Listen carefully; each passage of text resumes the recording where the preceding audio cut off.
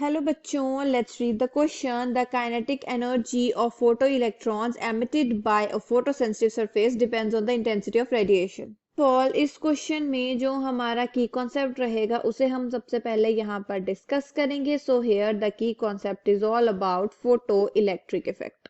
सो इस क्वेश्चन में photo electric effect की बात हो रही है एंड यहाँ पर पूछा गया है कि क्या kinetic energy of photo electron जो एमिट होते हैं फ्रॉम फोटोसेंसिटिव सरफेस, क्या वो डिपेंड करते हैं इंटेंसिटी ऑफ रेडिएशन पर कि नहीं.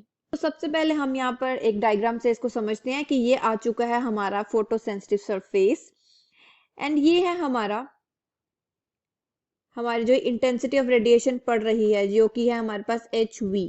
जैसे ही वो सरफेस पर पहुंची वो कन्वर्ट हो गई है इनटू HV0 एंड यहां से हमारा जो इलेक्ट्रॉन आउट हुआ है वो निकला है विद सम काइनेटिक एनर्जी. सो अब हम यहाँ पर क्या देखेंगे कि यहाँ पर हमारे पास जो इक्वेशन आएगी वो हमारे पास क्या आएगी, that is kinetic energy is equals to HV minus W0 and ये W0 हमारे पास यहाँ पर क्या है, that is work function of metal.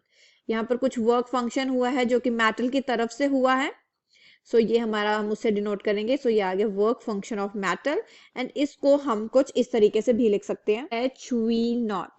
सो ये जो हमारी इक्वेशन आ गई है वो अब किस तरीके से आ गई, that is kinetic energy is equals to HV minus HV0 and it is equals to H यहाँ पर कॉमन ले लेंगे, that is V minus V0. तो यहाँ पर हम जो ये V लिख रहे हैं ये है हमारी यहाँ पर फ्रीक्वेंसी, इससे हम फ्रीक्वेंसी को डिनोट कर रहे हैं.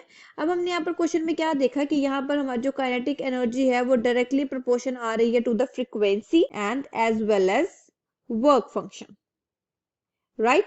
सो इसका मतलब हमारी जो kinetic energy of the ejected photo electron है वो डिपेंड करती है फ्रीक्वेंसी पे and as well as on the work function. So यहाँ पर जो हमें गिवन इक्वेशन दी गई है ये तो फॉल्स है, वो इंटेंसिटी ऑफ रेडिएशन पे डिपेंड नहीं करती है बल्कि वो डिपेंड करती है वर्क फंक्शन एंड फ्रीक्वेंसी पे. I hope you understood the problem well. All the best.